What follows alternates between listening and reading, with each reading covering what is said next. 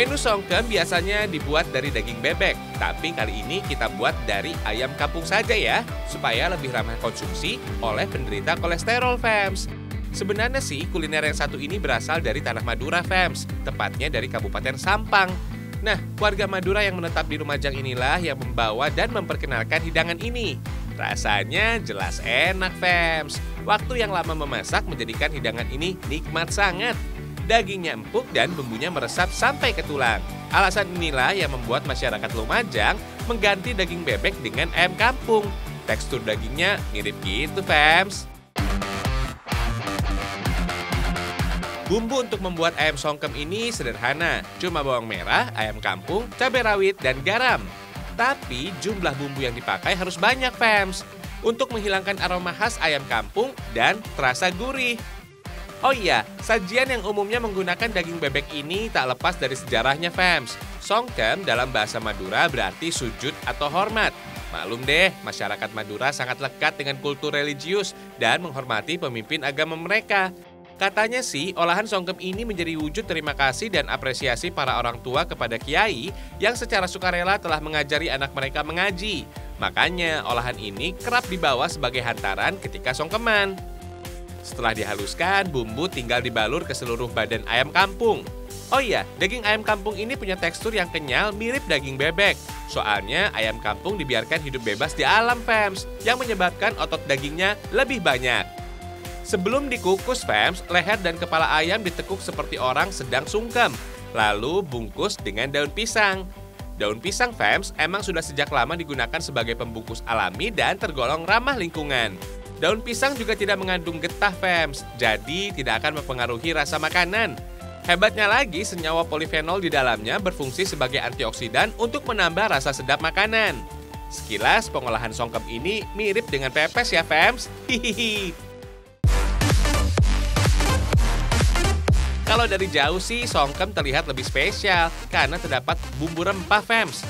Proses mengukusnya juga nggak pakai air tuh. Cukup pakai pelepah pisang yang dipotong aja. Nah, pelepah pisang yang dipanaskan ini kemudian bisa berubah menjadi uap dan membuat daging ayam kampung matang hingga ke tulang.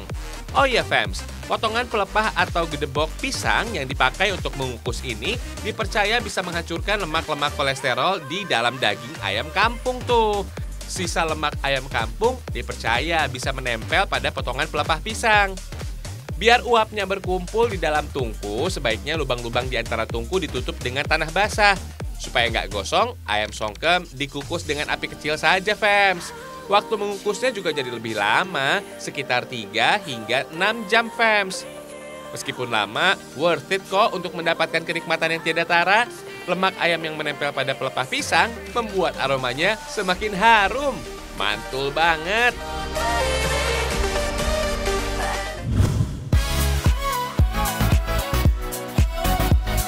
Di sini juga ada kue yang diambil dari nama-nama danau di sekitar Gunung Semeru. Mulai dari Ranu Regulo, Ranu Kumbolo, dan beberapa nama ranu lainnya. Kalian suka yang mana nih?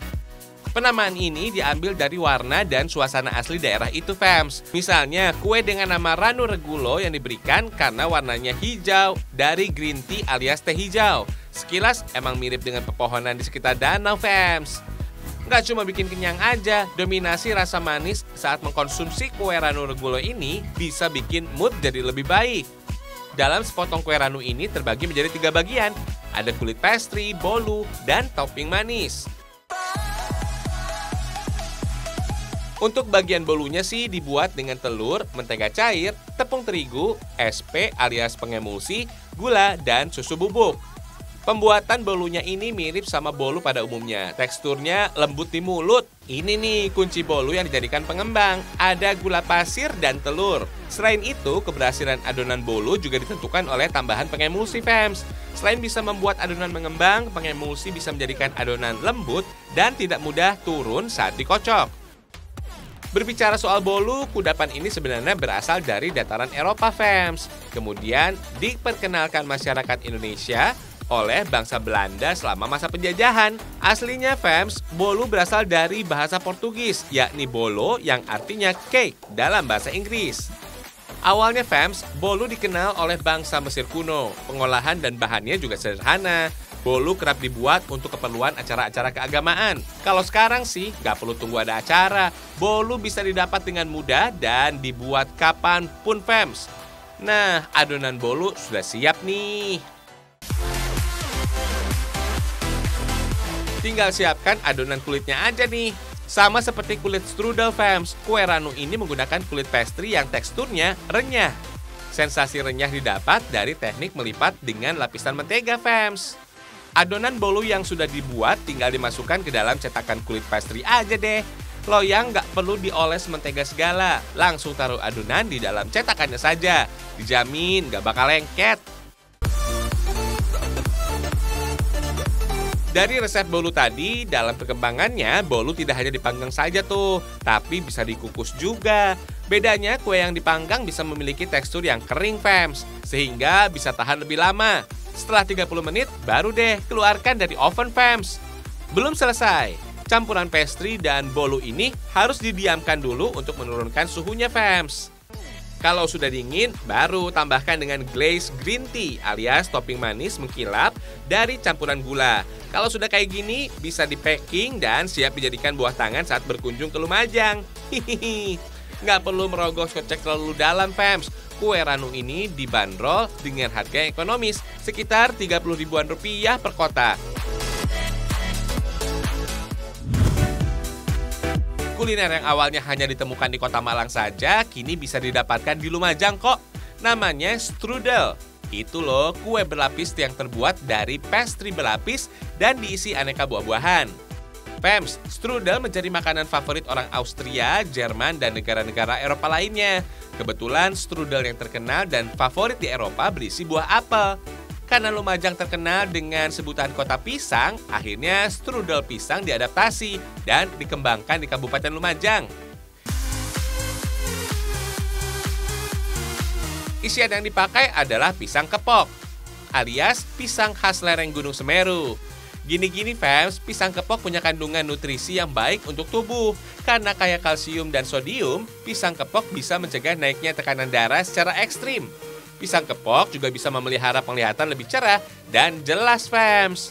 Kalau biasanya strudel dibuat dari lelehan gula sebagai pemanisnya, strudel dari Lumajang ini hanya menggunakan krim coklat saja, fams. Tidak ada yang bisa memastikan kapan strudel dilahirkan, tapi resep strudel tertua dan yang paling terkenal pernah ditulis tangan dan ditemukan pada tahun 1696. Kue yang dulunya menjadi hidangan istimewa untuk orang-orang penting pada Kekaisaran Habsburg ini sudah mulai menjalar ke luar istana.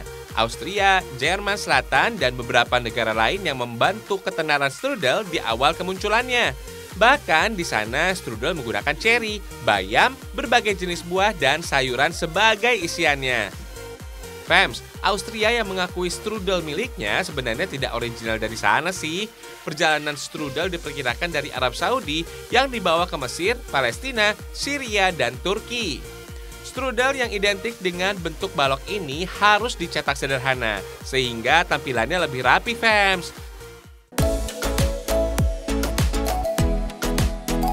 Hati-hati ya sama kulit strudel yang tipis, bisa gampang sobek tuh.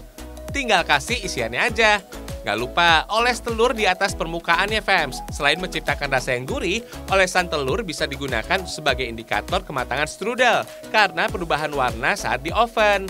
Selain itu, telur juga bisa membantu agar keju lebih lengket di atasnya.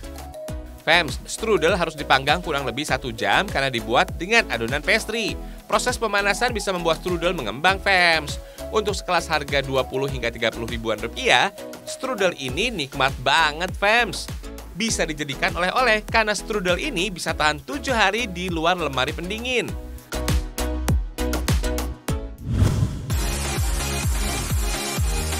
Di zaman yang serba modern ini, pasti kalian pernah menikmati kelezatan brownies. Iya, brownies emang bisa bikin mood lebih baik karena coklat di dalamnya. Ada yang berbeda nih, brownies dari Kabupaten Lumajang ternyata dibuat dengan tepung talas loh. Rasanya pasti bikin kalian nagih. Berkat kelezatannya, fams, penggemar brownies gak pernah hilang. Bahkan terus bertambah karena camilan ini cocok dihidangkan untuk berbagai acara. Hebatnya lagi, si manis dari talas ini mengandung serat dan vitamin. Mulai dari vitamin A, C, E, B6, dan folat yang berguna untuk tubuh. Talas juga mengandung kalium, bisa meringankan stres dan tekanan pada pembuluh darah serta arteri. Fams, masyarakat Lumajang menyebut talas ini dengan istilah bote. Talas dengan nama ilmiah Colocasia esculenta ini sebenarnya banyak dibudidayakan di seluruh dunia loh. Aslinya sih talas ini berasal dari India Selatan dan Asia Tenggara. Oh ya Fams, talas mbote ini juga mudah didapat di sekitar Gunung Semeru kok. Katanya sih petani di sini tidak repot mencari bibitnya karena tanaman bote dianggap sebagai hama. Talas yang terkenal dengan sebutan taro ini dipercaya jadi makanan pokok sebelum padi ditemukan oleh manusia purba. Di beberapa daerah, talas juga sudah menjadi bahan makanan pokok, Fams. Oh iya, umbi ini disebut sebagai tanaman yang bisa bertahan dalam berbagai kondisi alam. Makanya, jumlah talas di Indonesia sangat melimpah, Fams. Dalam sekali panen, Fams, talas di Kabupaten Lumajang bisa sampai 20 ton tuh. Sekarang cuci bersih bote dulu ya. Fams, talas mempunyai getah yang mengandung senyawa kalsium oksalat dan berbentuk kristal menyerupai jarum. Nah, senyawa inilah yang merangsang rasa alergi atau gatal di mulut. So, pastikan getah ini musnah ya. Kalau biasanya talas-talas ini cukup direbus dengan garam sebagai perasa, kali ini kita olah jadi tepung, Fams. Supaya mudah berubah jadi tepung, talas harus dipotong tipis, Fams. Semakin tipis dan luas permukaan talas, maka bisa semakin cepat proses tepung yang dihasilkan. Karena menggunakan cara tradisional, talas yang berbentuk seperti stik ini harus dijemur di bawah sinar matahari. Kalau matahari lagi bersahabat, stik talas bisa kering dalam waktu 2 hari. Kalau lagi mendung, bisa sampai 4 hingga 5 hari, Fams. Tapi Fams, proses menjemurnya juga nggak boleh terlalu lama. Bisa-bisa warna talas menjadi gelap dan kurang menarik. Dipastikan talas yang dijemur kering dengan sempurna ya. Talas yang masih basah bisa memperpendek umur simpanan tepung talas. Nah, talas yang sudah dijemur ini biasanya disebut dengan gaplek. Yang namanya tepung, seluruh komponen yang terkandung di dalam bahan pangan harus dipertahankan, terkecuali air. Ini nih yang membedakan tepung pati yang menyisakan limbah padat atau ampas. Dari tepung talas inilah diolah menjadi aneka kuliner, misalnya roti, kue, dan makanan tradisional lain. Selain tepung talas, ada tepung terigu yang bisa melembutkan adonan. Brownies juga harus pakai berbagai jenis coklat tuh, mulai dari yang cair sampai bubuk seperti ini, Fams. Fams, para sejarawan merekam jejak pertama brownies pada buku yang terbit pada tahun 1906. Di sana disebutkan kalau awalnya kue ini merupakan produk gagal. Kue gagal ini pertama dibuat oleh Mildred Brown Scrumpf dari Bangor, Amerika Serikat. Kabarnya Scrumpf tengah membuat kue coklat, Fams, tapi ia lupa memasukkan bubuk pengembang dalam adonan. Alhasil, kue coklat buatannya gagal mengembang deh. Meski awalnya gagal, Scrumpf tidak mau menyia-nyiakan begitu saja, Fams. Kue coklat tetap disajikan untuk keluarganya. Siapa sangka brownies buatan Scrumpf terasa nikmat.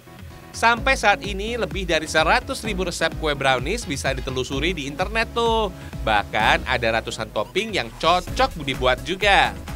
Jangan terlalu lama mengocok adonan brownies untuk mendapatkan tekstur basah, padat, dan kenyal. Kalau terlalu lama dikocok, bisa-bisa tekstur brownies menjadi keras dan terbentuk lapisan kering tipis pada permukaannya.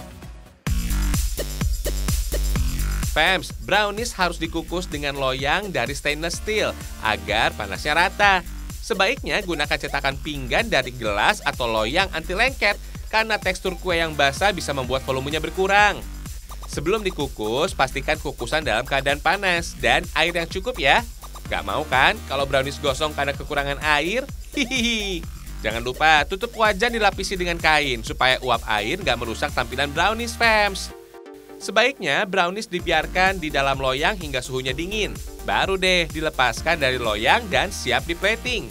Topping yang digunakan kebanyakan mengandung gula, Fams. Tuh, cantik ya. Tekstur brownies talas ini memang agak bantat ya. Soalnya tepung talas tidak sehalus tepung terigu, Fams. Soal rasa dijamin ajib banget.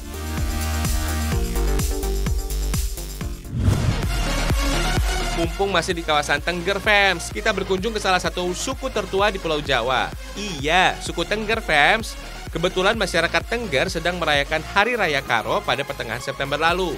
Bedanya, perayaan ini tidak semeriah tahun sebelumnya karena pandemi COVID-19. Tapi tidak mengurangi makna peringatan ini kok. Pada upacara bernama Santi, perwakilan adat berjalan membawa karung untuk meminta sejumput beras dari rumah ke rumah. Beras yang didapat dari kampung atas hingga bawah ini dimasak pada acara Karo. Oh ya fams, Hari Raya Karo atau Yatnya Karo ini menjadi hari raya kedua setelah Kasodo, alias bulan kedua dari 12 bulan menurut kalender suku Tengger. Nah, kalau perayaan Karo ini diperingati setiap tanggal 15 di bulan Karo, fams. Oh ya, fams, asal penamaan Tengger berawal dari pemenggalan dua buah nama, yaitu Roro Anteng dan Joko Seger. Suku Tengger ini berasal dari legenda perkawinan antara Roro Anteng, yaitu putri Majapahit, dan Joko Seger yang merupakan putra pendeta bernama Begawan Penanjakan. Menurut ahli sejarah, peradaban masyarakat Tengger sudah ada jauh sebelum masa keruntuhan kerajaan Majapahit. Tentunya dibuktikan dengan adanya prasasti Walandit dengan angka tahun 851 Saka atau 925 Masehi. Prasasti ini berisi kalau di sekitar Gunung Bromo Semeru adalah tanah hila-hila atau tanah suci untuk para penyembah Tuhan dan diselamatkan dari kehancuran. Gak hanya Lumajang, suku Tengger juga mendiami 41 desa di 4 kabupaten di Jawa Timur, yaitu Kabupaten Probolinggo, Pasuruan, dan Malang. Ini nih yang paling unik, mereka juga memiliki kegiatan adat bernama Andon Mangan, yaitu bentuk silaturahmi masyarakat Tengger dengan cara saling berkunjung ke rumah tetangga. Menariknya, semua tuan rumah menyambut tamu di dapur yang ada perapiannya. Jadi para tamu bisa menghangatkan diri di tengah cuaca yang dingin, fams. Biasanya jamuan yang dihidangkan berupa sajian khas Ranupani tuh. Mulai dari tumue alias sayur yang hanya diekspor ke Korea, camilan pasung, buah ciplukan, dan lainnya.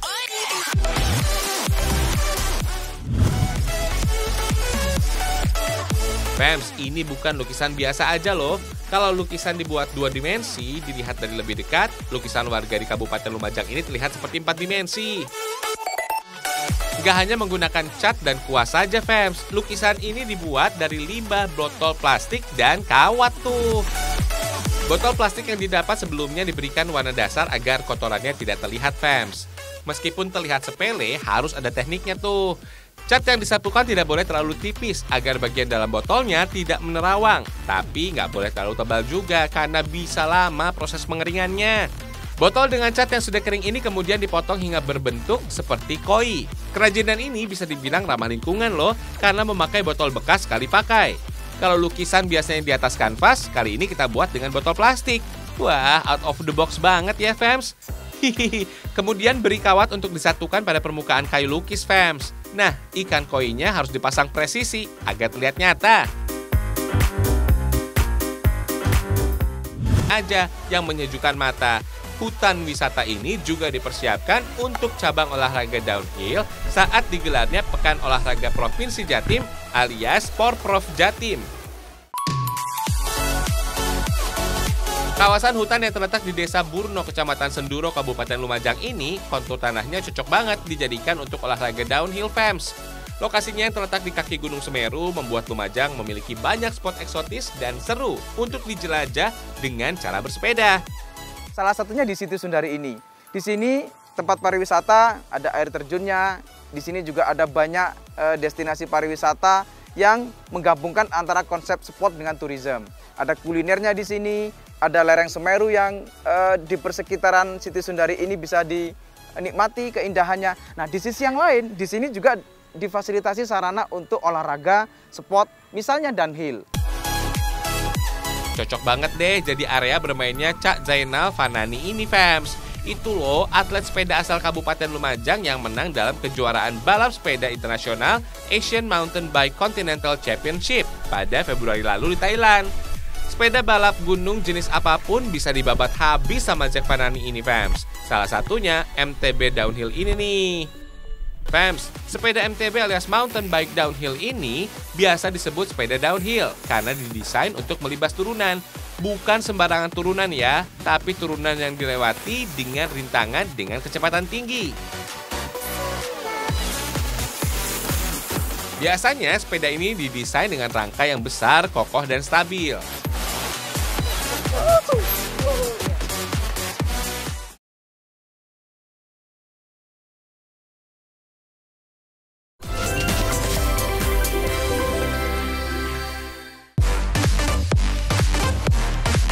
Fams, itu tadi penelusuran kita di Lumajang dan Trenggalek. Semoga informasi tadi bisa menambah dan memperkaya pengetahuan kalian ya. Ragam Indonesia, satu Indonesianya berjuta kekayaannya. Sampai jumpa!